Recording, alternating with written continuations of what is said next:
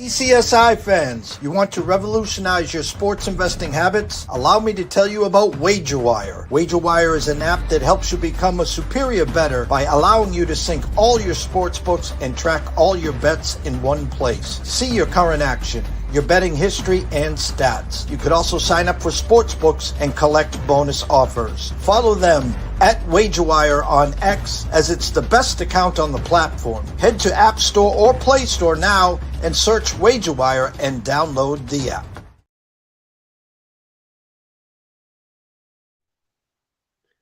Just like Jameis Winston, spitting facts, we are back. It is the point. It's Mozzie. It's Lives. What's going on? Lives on. How you doing? A lot of things going on. We had one hell of a week in the NFL this week. That's bringing us a lot of controversial topics here for this week's Extra Point. So it's off to you, Mozzie. What we getting into? Hell yeah. We are getting into the thick of things. We're starting in Washington. Commanders and the Dallas Cowboys had a hell of a game. Let's go to the diabolical Dallas game that went down. This game had one of every single thing you can imagine. It had touchdowns, it had field goals, it had scoring like you think. I had to write everything down that happened in this game. Washington had 2 fumbles. There was missed field goals by Dallas and Washington. Washington blocked a punt. Washington blocked a field goal. Dallas got an interception. Washington missed 2 extra points. Trey Lance even made an appearance at quarterback for the Dallas Cowboys for a play.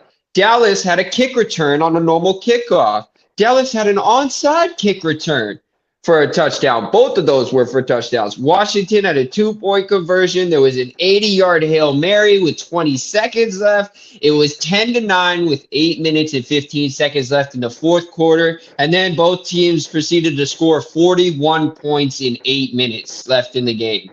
Truly a remarkable, crazy game. If you turned it off in the fourth quarter because it was a snooze fest or you were mad because you were a Commanders fan, I understand, but you missed a hell of a game at the end. I got to tell you, you missed a hell of a game.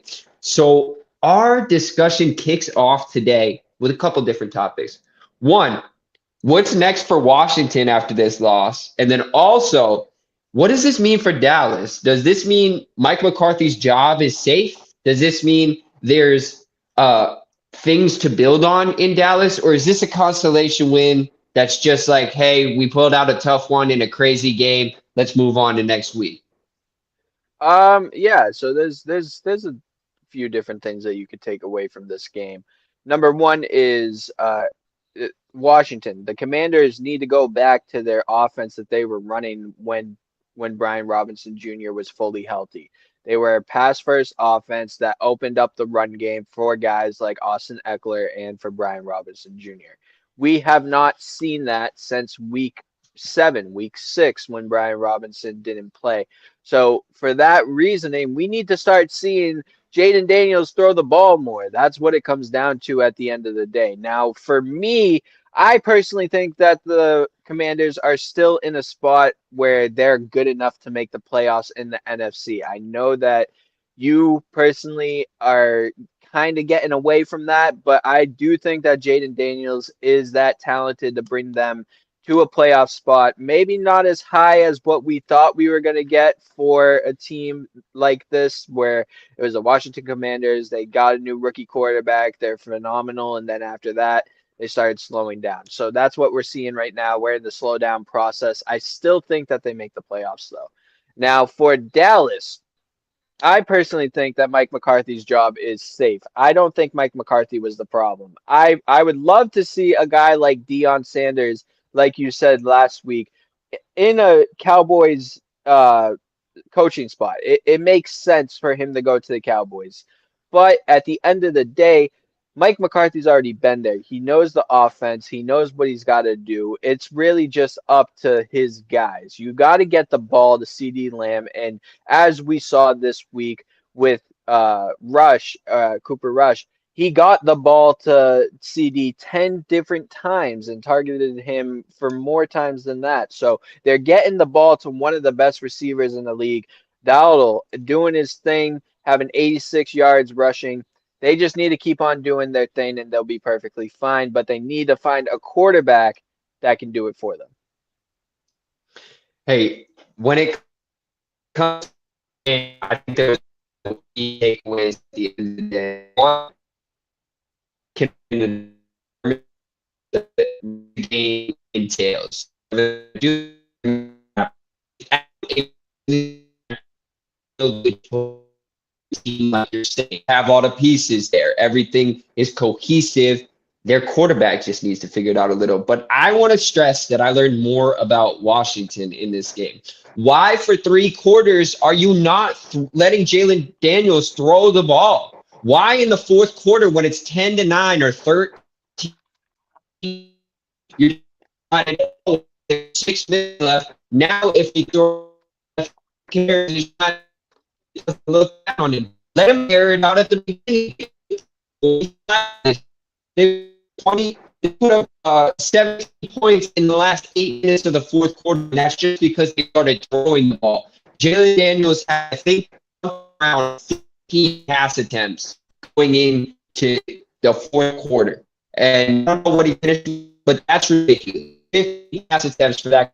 He's thrown every two, one for sure, one last week to Terry McLaurin for 80 yards with 20 seconds left. I don't understand what they're thinking in Washington, what they're trying to preserve. They're still in the hunt for a playoff position. They're 7-5 right now. Realistically, we were talking off camera. There's a scenario where they go 2-3 or 1-4 in their final 5 games and don't make the playoffs. They do not make the playoffs. It's a strong possibility. We're going to get it later in the playoff picture when we start discussing that. I'm concerned with the Washington Commanders. I don't this the game that went teams 2 touchdown returns on kickoffs. We barely even seen 1 all year. Okay, they gave up 2 in 1 game with the new rules, and 1 was an onside kick. You couldn't tackle a guy 10 yards in front of you? 10 yards in front of you, you couldn't get to him in time for him. Now, I know the kick was right to him, and he split right past the D. Where's the kicker? Where's the people collapsing on the outside? I get it. It's not supposed to go in the middle. It's supposed to go to the side. That's where they're going. It just looks bad, okay? For me, this game should have had handedly on the road. There's no excuses why Washington lost this game, and that is very concerning for me moving forward. I mean, yeah, it definitely makes sense. I think that the Washington Commanders are definitely in a spot where they need to win some games, right? And it's going to be some tough games that they win. I just have a feeling that we're going to see some of those wins come in the next few weeks against harder teams, and then they're going to go into the playoffs with a few wins with a hard schedule for the last 5 games. And then after that, boom, they're going to make a small little run in the playoffs, lose in the second round because I think that's where CJ Stroud lost last year. And you're going to see the comparison from Jaden Daniels to CJ Stroud. It's going to be there. Right now, what you're seeing is you're seeing Jaden Daniels as the CJ Stroud of last year. That's what we're seeing from Jaden Daniels this season. So for me, I'm looking at the Washington Commanders and I think that they're safe. I think they're going to win a few games. I can't take them out of the playoff race. Now for the Dallas Cowboys, listen, Dallas Cowboys got a lot to work on. They just won a tough game against the Commanders. I mean, looking at it's one of those games that it could have gone either way because it's a division game. But at the end of the day, we still didn't expect this from the Washington Commanders. So therefore, I would say as much as it's a bad loss, it's a division loss. So you can't really tell if they're going to do good next week when they're not going against a division game or whatever it is. You know what I mean? All division games are going to be hard regardless. Like we saw with the New England Patriots and the Miami Dolphins for so many years. It didn't matter how good the New England Patriots were. They still found a way to lose games in Miami against very bad Miami Dolphins teams. I think we're seeing that with the Washington Commanders right now. I just don't think the Commanders are on the level that you're thinking. A few weeks back, a few pods ago, you did pick them to win the division. I told you you're crazy and that the Eagles were going to run away with it. They were too high powered. We're going to get to the Eagles later as well. I just think too many good things have gone right in Washington this year that now the bad things are going to happen and it's going to trickle down. There's adversity coming for this rookie quarterback that really hasn't had any adversity. He's really had an open field to just go play, and then he's delivered and delivered again. So there hasn't been room for adversity. Now there's adversity. So I was interested to see in the future. I personally just don't see it not too well in the sport, but hey, there's Cinderella stories in sports all the time. Yep, correct. That's exactly right along, though, we have so many playoff talks to talk about. We have the Ravens playoffs concerns here. The Ravens, coming off a win, you don't think we'd be having this discussion right now. But if you're looking ahead at the schedules of the teams around them and the teams that are vying for the playoff position, it begs a question. Are the Ravens in trouble with possibly not making the playoffs, which is a very, very, very, very, very low percent to happen? But can you see the Ravens ending up in a 6 or 7 seed? I mean, there's still a chance that we could see them in a top 4 seed. Don't get that wrong. The Ravens are 8-4, and the Steelers are 8-3 right now. So it's only a game behind. Now, I'm a firm believer that I think that the Steelers are going to win the division. But I would not be surprised if the Ravens climb up and win that division and sneak right behind from the Steelers and get that number 1 spot in the AFC North. Now, me personally, I don't think that there's any concern for the Ravens when it comes to getting a playoff spot. I just think it's more of a concern if they're going to win their division or not. I mean, it can come down to the division. I think it's going to come down to a Week 16 for that division for the Ravens and the Steelers if the Ravens continue to play that the way they are. I do see a realistic scenario where the Ravens can end up not making the playoffs. It's a very small percentage, and some teams have to play really good down the stretch, and the Ravens have to play really bad down the stretch. I don't think it's going to happen at all, but there's a possibility there. We've seen greater collapses, and one thing we know about the Ravens, one thing for sure, is they never show up in the games that matter. They never do. They beat the Chargers in the Harborough Bowl, whatever they're calling it. But again, that's not a division rival. I believe they have 3 division games left. The Steelers have 4 division games left to end the season. It's going to be a wild race for this division down the stretch. The Bengals playing them a couple of times as well. The Bengals still have a chance to make the playoffs, but we're going to talk about that a little later. There's a lot to talk about in the playoff picture this year. Ravens, we think, are safe in that picture, but you can't be too sure. Don't count your chickens until they hatch. That's the saying.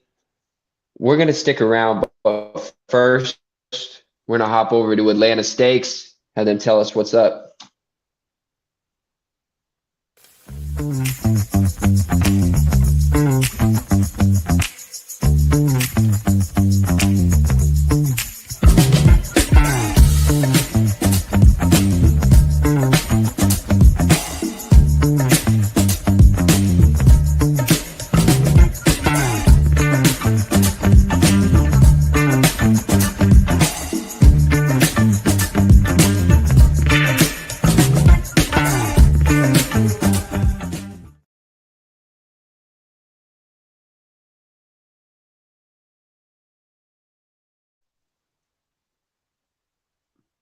And just like that, we're back.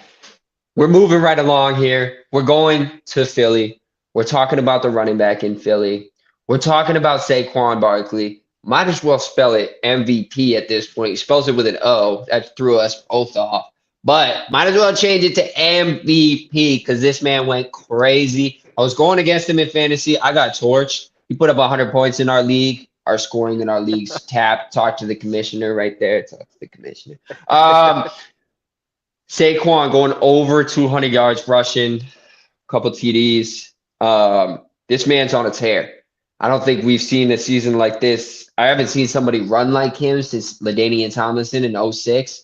He's guaranteed like 6 to 8 yards on every single rush. He's running downhill. He falls forward. He's taking guys with him. I mean, the behind the back hurdle alone was enough for a season highlight for anybody for their career. I mean, averaging 20 carries a game right now, right? Averaging a touchdown a game, averaging 126 yards per game, on pace to break the most rushing yards in a season ever. He's on pace to hit 2145. The record is Eric Dickerson at 2105. So he's there to beat it by 40 right now if he continues this stretch. Live zone.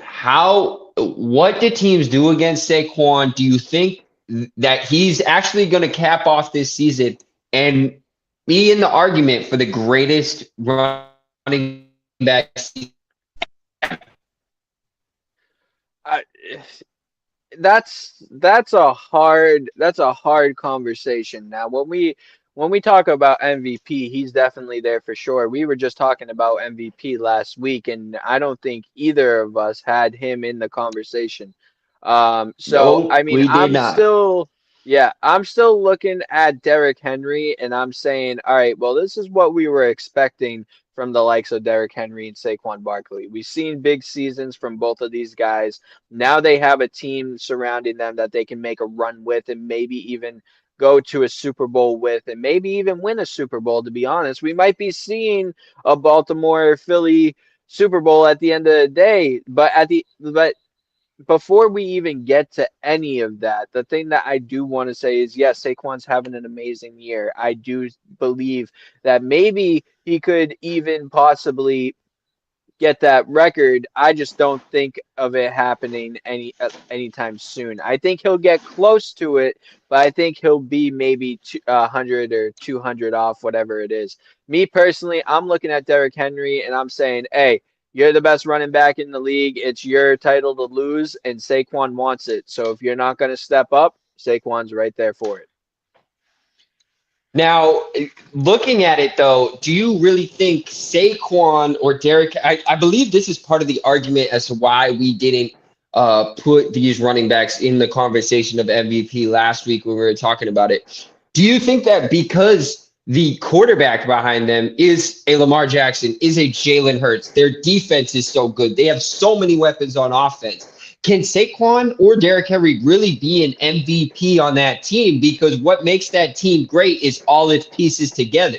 It's not like when Derrick Henry was on the literally carrying his team to victory.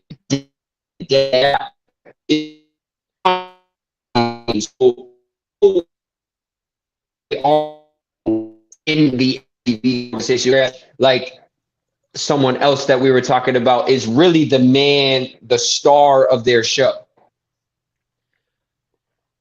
Yes, but at the so that's like saying when we were talking about the NBA, is Steph Curry really the best 3-point shooter, knowing that he shoots 10 more threes a game, right? Of course. If you're at that spot, and if you're putting up these type of numbers, you have to be looked at as one of the best in the league, right? So for me, I'm saying yes, Saquon's there. Yes, Derrick Henry's there. And to me, if you don't want to see a quarterback win the MVP again, these are the two guys that you could look at and be like, all right, well, this makes sense.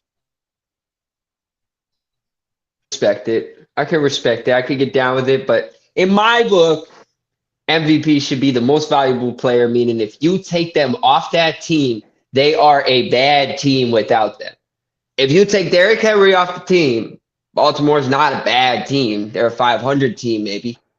You take Saquon off Philly, they're not a bad team. They're a 500 team, maybe. That's where my argument comes in when it comes to MVP races.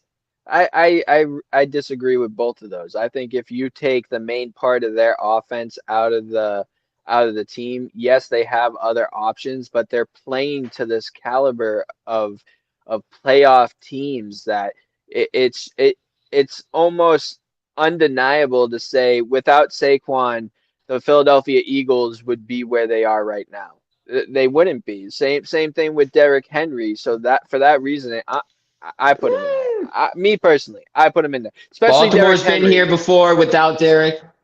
Especially Baltimore's Derrick been here Henry, before though. without Derrick Henry last year. No, I Baltimore's been here before without Derrick I Henry last year. Same with the Eagles.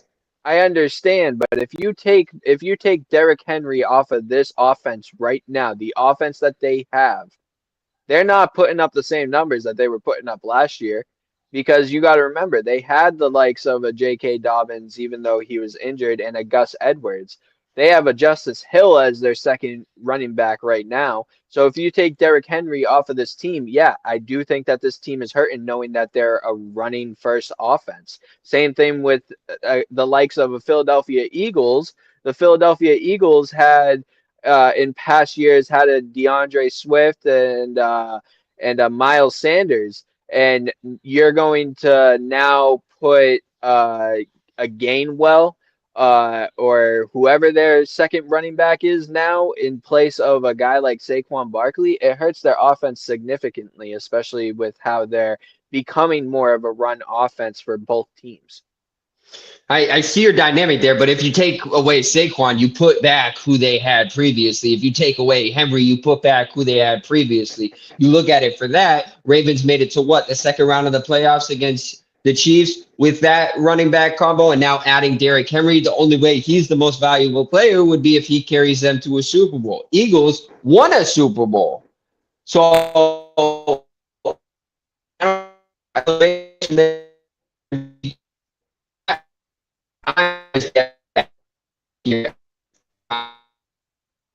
do what they bring to the table is valuable, But my argument stands where the team would still probably be in a position to make the playoffs without them. It would be a much lower chance to win day out. Why be a likes of a quarterback or on a team that does win. It doesn't have to be the best team in the league. That's just me. Just me. All right. Hey. We have more to discuss in Philly, though. We have more to discuss. All right. This Eagles team is crazy. This Eagles team is wild. Okay. The offense. How do you even defend this? What I'm about to read to you. Okay. You got Jalen Hurts as quarterback.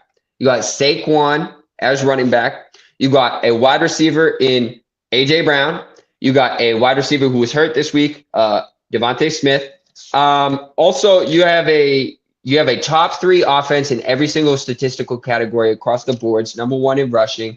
You have a top 10 defense on the other side. So, but specifically focusing on the offense, what do you do to stop the Eagles offense? You got a quarterback that can run, a quarterback that can throw, a running back that can pull off 8 to 10 yards every single carry.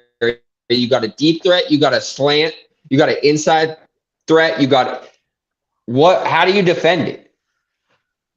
The easy answer is that you hope they have a bad week, right? That's literally the only way that you stop it. We saw it at the beginning of the season where they weren't clicking. They were trying to figure out their offense. It was a brand new offense with more than one piece missing. Like, you didn't have Kelsey this year. You added Saquon. You lost Fletcher Cox. You lost quite a few pieces on that offensive line, and it was hurting you. So you had to figure out a way to open up the pass game as well as give Saquon the run game. And that's exactly what they're doing. The pieces that they added with Saquon and others, it's working out very well in Philadelphia's offensive scheme. And so, I mean, it's going to be a hard team to go against, especially in the playoffs, but we shall see what happens. I have my doubts for them, but hopefully we can see them far in the playoffs. Now, do you think it's the smartest to sell out on the run and stop the run, stop Jalen and Saquon from running around and let them beat you with their arms? Or is it safer to just say, listen, they're going to get what they're going to get on the ground. We're going to make sure they can't throw it anywhere, and we'll just let them try and win it on the ground. What do you think would be, if you were a coach in a position, say you're the Lions going up against these Eagles, which could be a potential playoff matchup? What are the Lions going to do? Are they going to take away the run, or are they going to take away the offensive weapons? Or are they just going to, is it going to come down to a game where it's like, screw it, we're going to put up 60. Hopefully they don't put up 60. So yeah, I do agree with that last part. Where it's all right, well, we're going to drop this many points. Hopefully they don't drop this many. I think that's the more realistic answer to this. But if you're a defense, the two players that you're looking to stop on the Philadelphia Eagles is you're looking to stop the run game from Saquon Barkley, and you're looking to pressure the hell out of a guy like Jalen Hurts. If you pressure Jalen Hurts, he crashes under pressure, and the ball doesn't get to his receivers the way it usually does. So we saw it with the Kansas City Chiefs in the Super Bowl a few years ago.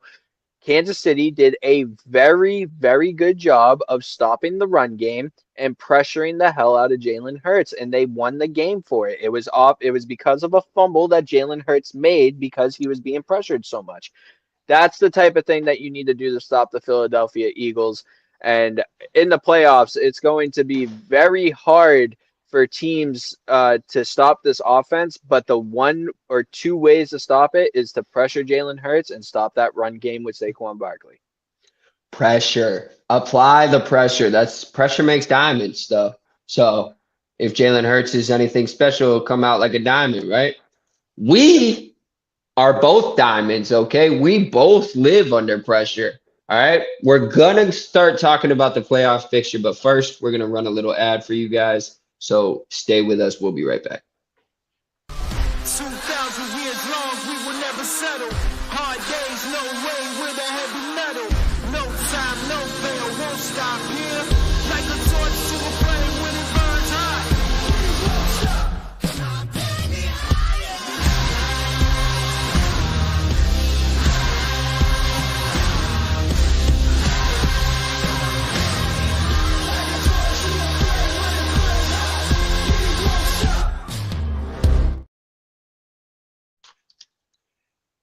I want to just say one thing about Philly as well as we move forward. Who would have thought at the beginning of the year that Saquon Barkley and Jalen Hurts would be out rushing Lamar and Derrick Henry?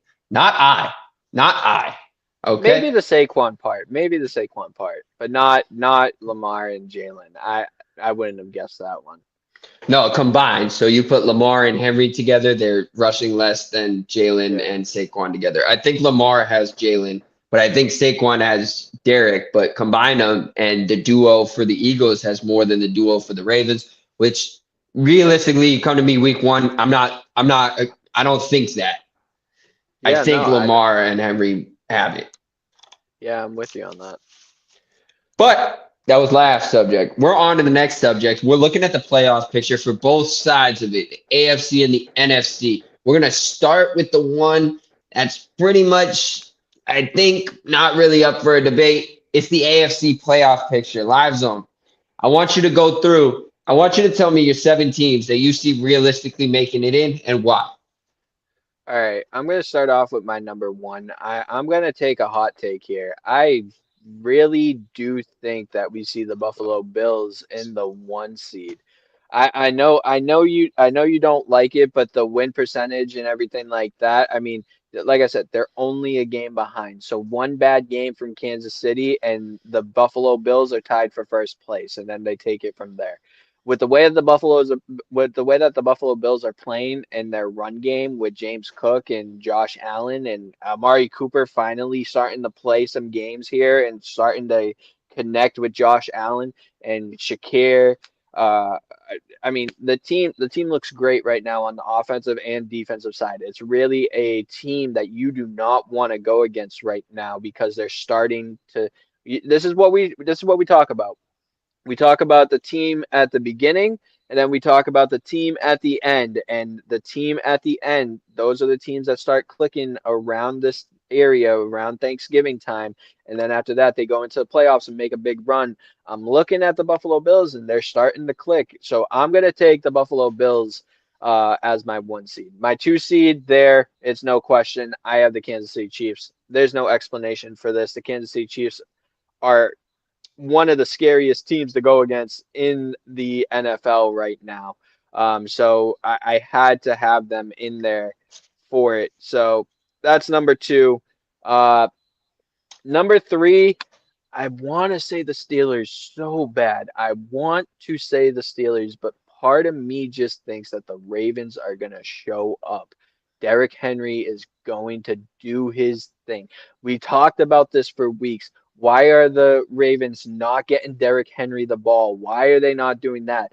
I think that there's a method to Harbaugh's madness. I think we're going to start seeing a lot of run game from Lamar and Derrick Henry in these next few weeks, and they're going to pull out the first seed. As much as I don't want to see that happen because I like the Steelers. I like what they're running with on the offensive side.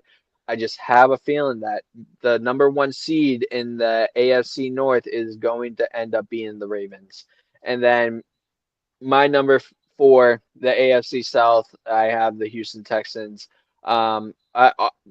This is one of the teams that clicked at the beginning of the year that's not clicking now. I really did think that this team had the potential to beat the likes of a Kansas City Chiefs team, but with the way that they're playing right now, I don't have a lot of faith in them, and I have a feeling the reason why that this is happening is because a guy that's been there, that's gone against Kansas City, that wants to go against Buffalo and Stephon Diggs, he's not there.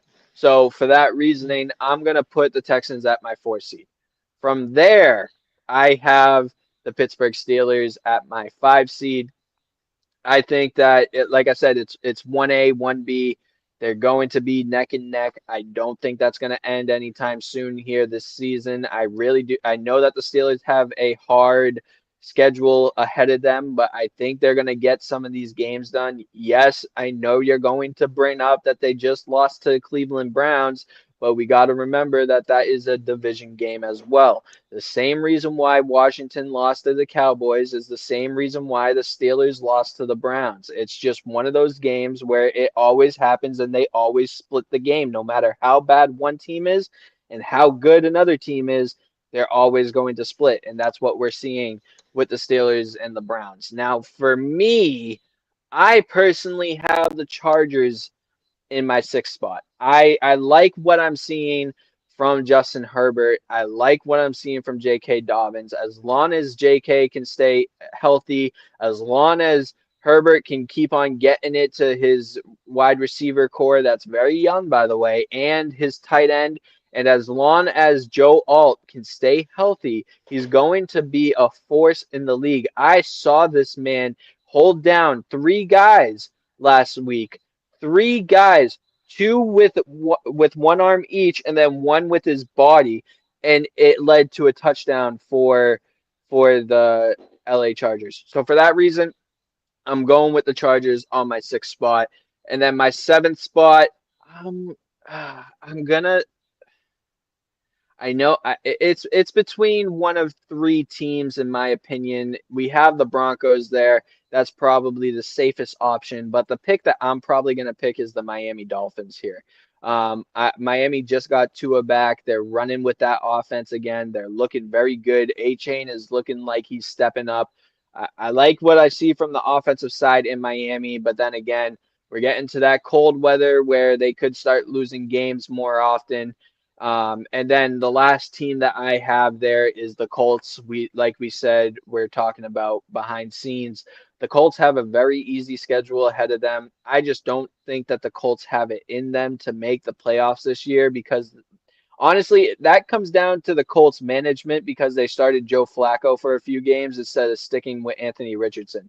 When you have a prototype like Anthony Richardson that's a project quarterback, you can't give up on the project quarterback in the middle of the season. You have to stay with it. The same way that we are seeing with Miami right now, with their project quarterback in Tua. They're sticking with Tua. We need to start seeing that with the Indianapolis Colts. Indy needs to stick with Richardson. So for that reason, I'm still going to give it to Miami. But I wouldn't be surprised if Bo Nix and the Broncos make it. I love it. I love it. I love the picks. Mine are going to differ a little bit. Probably, I don't even know if the picks may differ, but the reasonings behind the picks might differ. So starting with number one, I'm actually going to agree with you that the Buffalo Bills will take the number one seed over the Chiefs. Here's my reasoning why. First off, Bills have the tiebreaker over the Chiefs, so if they finish even, the Bills get it. Easy. Number two, the Chiefs more than likely are going to lose more games in these last 5-6 games than the Buffalo Bills will. That's two. Number three, Live Zone's been picking the Bills for, I want to say, 2-3 years now. So I'm going to bet that you're going to get one right. So I'm going to put the Bills at number one. All right. Moving forward. I do want to say before you go into the next pick, because I know the next pick is easy. I do want to say that the Kansas City Chiefs, we haven't seen them do good, or I don't even think we've seen them without the home bye. So if they're not on the home field in the playoffs, what does that mean for Kansas City? That's another thing that you got to think about. Just means a new challenge for Patrick Mahomes to show everybody what's good. Just like Tom Brady used to do in the playoffs every single year. They'd be like, oh, Brady's not at home. What's he going to do? Oh, he's going to run the table. Okay. Sounds like a plan. Moving forward, I do have the Chiefs at number two. If you don't have the Chiefs at 1 or 2, you're crazy. Somebody called me Chris Collinsworth Jr. the other day. I'm gonna come back and I'm gonna talk to you in February. All right, brother. God. I'm gonna talk to you in February, brother, because I'm not glazing him. I'm just respecting the talent where it is. It's like hating on LeBron in year 22. Come on, just give him the respect. Just give him the respect. I know you're there. I know you're there. But it's like, just give him the respect. The man's got 3 Super Bowls already. Okay, that's more than 90% of all people that have played in the NFL. And he's under 20. He's under 30. How about that? Well, he should be on the 30 for 30 list at least. So we got the Chiefs at number 2. Number 3 for division winners. I'm going with the same pick as you for a different reason. I'm going with the Baltimore Ravens, not because I think that they are the better team. I think Pittsburgh's schedule is so tough down these stretches. 4 division games. Those are tough. The other games, I believe they play the Eagles at once in there too as well. That's going to be a tough game. I think they also might even play the Chiefs. I might be getting the schedule mixed up with another one. I've been looking at so many schedules today.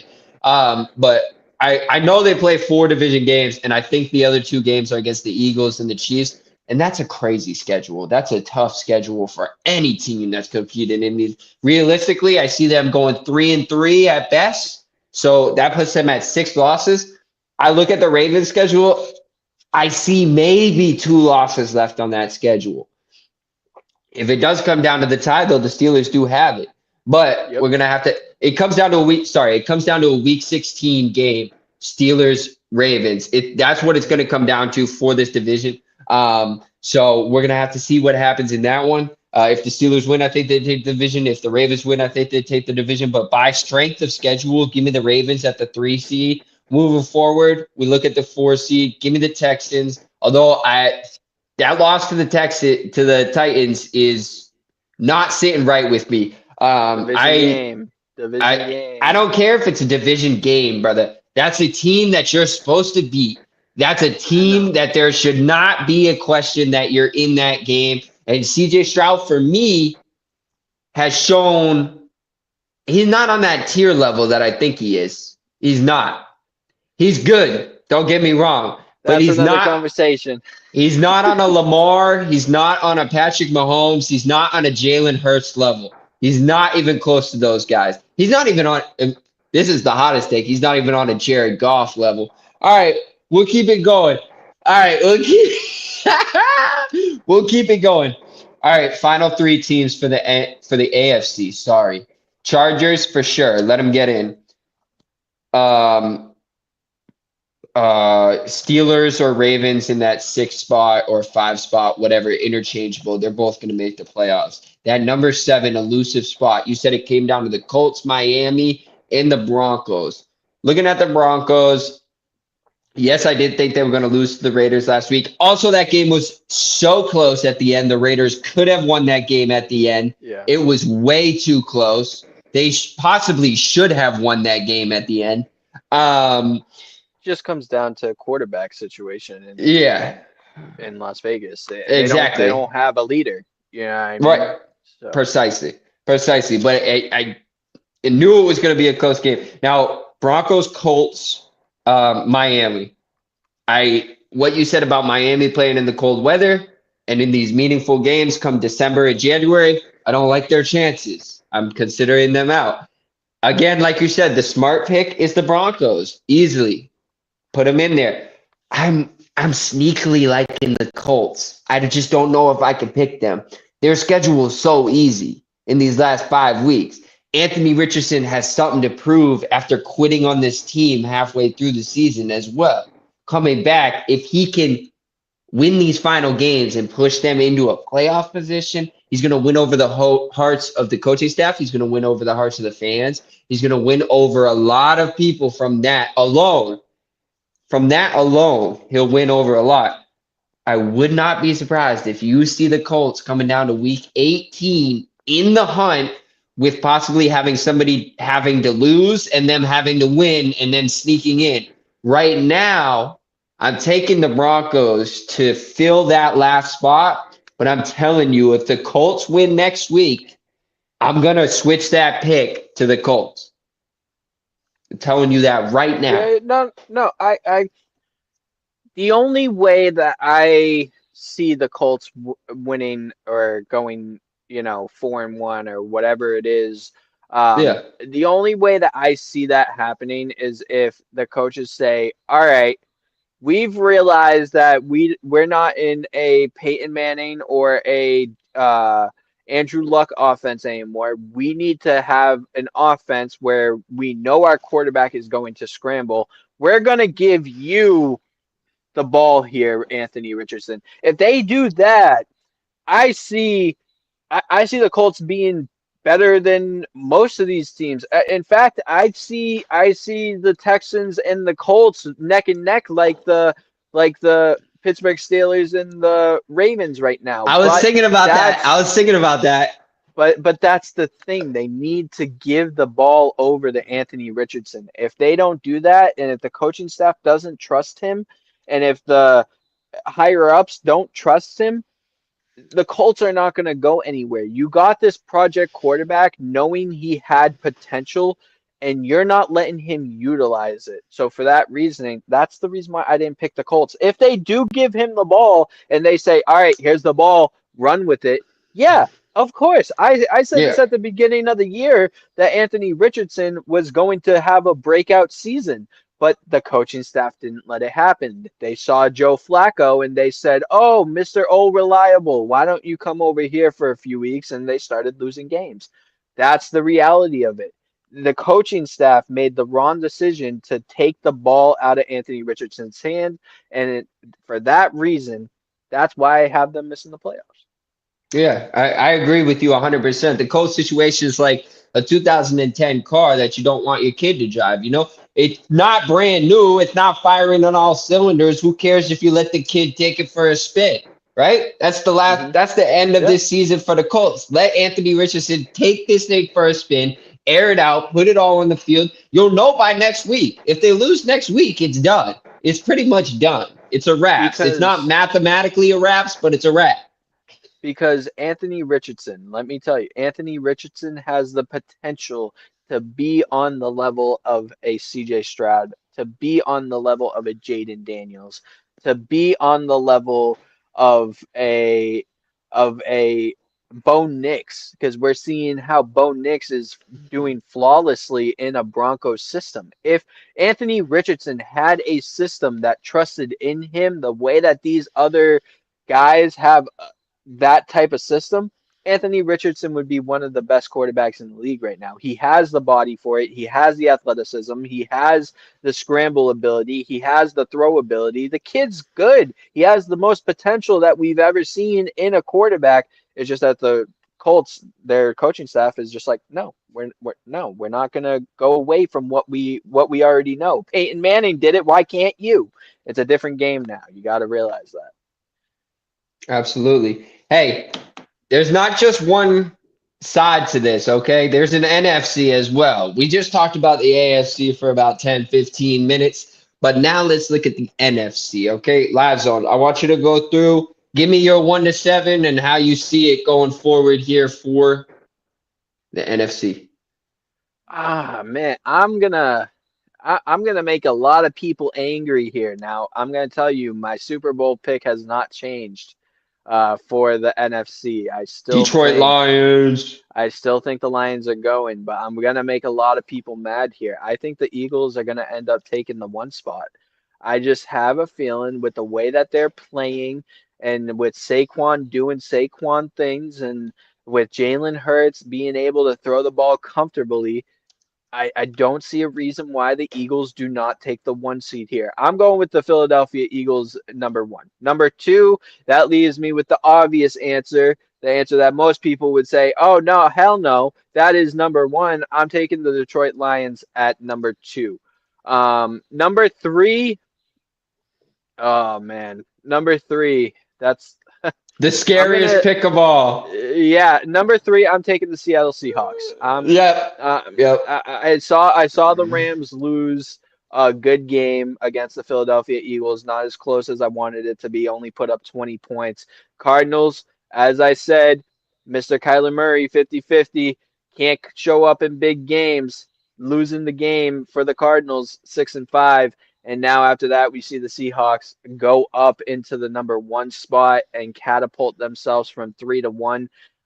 I'm liking the Seahawks for number 3. I have a feeling that the Seahawks, I agree with you. I know Mr. Geno Smith was on your radar. I'm going with Geno Smith and the Seahawks for the number 3 spot. My number 4 spot, I have the Tampa Bay Buccaneers. Nothing has changed for me in the NFC South. We saw Mr. Kirk Cousins. They're at a 6-5 record. What does that tell me? They're losing next week because they're going to be 6-6, Mr. 50-50, just like Kyler Murray. I just don't see that happening. So for me, I'm going with the Bucks. Bucky Irvin, man. Bucky Irvin had one hell of a game last week. Baker Mayfield looked good without his receivers, and he's getting Mike Evans back. So I'm looking at the Buccaneers on a high right now. I'm going to take the Buccaneers in the 4 spot. Now, this is where it gets interesting. The number 5 spot, I think you know who I'm going to take. I'm going with the Green Bay Packers here. Something's got to give for Sam Darnold, man. Something has to give. There has to be a downfall coming soon, and I just see it coming in the right time at the right place, and that's when the Green Bay Packers are looking to take their spot. So I'm going with the Green Bay Packers for my number 5 spot. My number 6 spot, this is where I take the Commanders. I think the Commanders are gonna open up, and I think that they're going to win a few games here. I think they're going to win enough games to catapult them into the playoffs still. And then for me, I think that the Rams are too far out of it. I think that the Cardinals are not going to win and pick in big game scenarios. So for that reasoning, I'm going to have to take the Minnesota Vikings here in the first exit bye. I can't see, like I said, there has to be something for Sam Darnold to go wrong, and I just think it's either going to be in the playoffs or it's going to be outside of the playoffs, and I just have a feeling that he's going to sneak by and get that 7th spot. Damn, a lot to unpack. Again, I'm there with you a little bit. A couple changes and a couple maybe different reasons why. I'm going to hop into my number 1. I'm actually going to fully agree with you with the Eagles taking over this. I'm looking at strength of schedule when it comes down to all these people in this 5-6 game stretch. The Lions are just about to have some games. All right, they got Bears at home. All right, not that bad, right? Packers at home. That's going to be a battle. Bills at home. That's going to be a battle. Bears on the road. That's going to be a battle. It's Christmas time in Chicago after playing in a dome. I don't care what you have to say. It's going to be a battle. Then flying out to San Fran against the 49ers in December and then finishing against the Vikings. Yeah, it's going to be a battle for Detroit in these final games. I see them going 3-3 in these final games. Where I look at the Eagles, the only thing going on with the Eagles that is of any concern is they play Baltimore and Pittsburgh in their final 5 games. The rest is the Giants. Will win. They will win one of those. It's the Giants, Cowboys, Washington Commanders, Carolina Panthers, and Baltimore Ravens and Steelers. So give me the Eagles to finish probably maybe at most they lose 2 more games this year in my eyes. And then you can do the math from there. Whereas the Lions, I see realistically losing 3 games to end the year. Maybe week comes down to tiebreakers between those two. So, my 1 is the Eagles right now. My 2 is the Lions, of course. Then we get down to that nitty gritty number 3. The Kirk Cousins 500 era is in full swing, full effect. Been saying it since day 1 of this season. Knew we'd be right around 9-8, 8-9 at the end of the year. Knew this division was going to come down to 8-9, 9-8 at the end of the year because of the strength of the teams in this division. Give me the Bucks all day long. Atlanta missing the playoffs again. I'm pretty sure Kirk Cousins is 50-50 on making the playoffs in his career as well, almost. So, maybe it's an off year for him this year. All I know is he got paid. He got the family set up. It is what it is. Moving forward, we're looking at the Seattle Seahawks to win their division as well. I don't see Arizona doing it. I don't see the 49ers doing it at all. I said last week, I see the Niners losing 10 games this year after being 5-5 last week. They just lost to Green Bay. We got 4 more to go. And when it comes down to the Rams, I'll get to that in a second. Moving down the list, we're looking at Minnesota and the Packers. I saw Minnesota's schedule. Like you said, I'm putting Packers 5. Minnesota's going to lose 3 or 4 games in these last 5-6 games, and they're going to still finish above these Redskins and the aforementioned Rams, possibly. And number 7's where it gets fun. 2024, dude. It's the Commanders, dude. All right? It's the Commanders. Damn. Sorry, Washington Commanders. Sorry, everybody. My apologies. I just grew up with one thing. It just naturally comes. Well, do Sorry you know, about that. Fun fact before you get into that is that they're trying to go back to the Redskins. To DC. Yeah. Yeah. So, I mean, it could happen. 2025. Flip-flop. Who knows in this world anymore, man? One day you're this, one day you're that. One day you're this, one day you're that. There. So we go to number 7, right? We're looking at the Washington Commanders and the Los Angeles Rams and the Arizona Cardinals. That's what it comes down to for this final seed in the NFC for me. I believe I either said it off camera. We've been talking for almost an hour, so I forget what we were talking about off camera and what was on camera. But I believe we talked about the Commanders and what I thought would happen. And I see a catastrophic demise coming for the Washington Commanders in these last final 5-6 games for them. I see some adversity for the young rookie quarterback. I see a coaching staff that doesn't know how to utilize what they have and are maybe even a little scared of what they have because they don't understand its full potential in their hands. It's like having all the infinity stones ready to go, but not knowing what to do.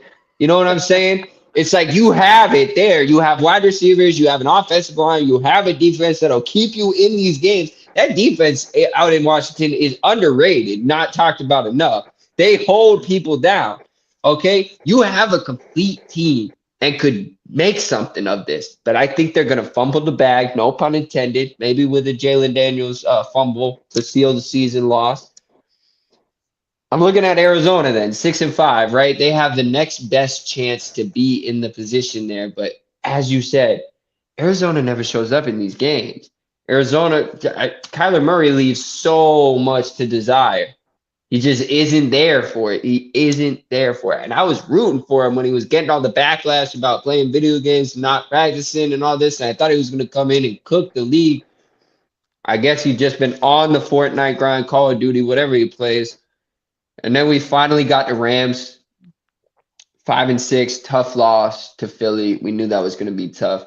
I like their schedule, though, remaining. I do kind of like it. They have a game in there against Seattle as well. I think we were saying last week it might come down to a final Week 18 game. I think that's going to happen again. I think in this division now, ironically, I hope it's the Rams.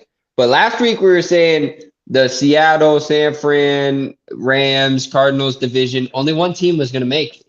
Right now, I think two teams might make it. The division winner and whoever finishes second in that division. I think Washington has a catastrophic demise, losing 4 of their last 5.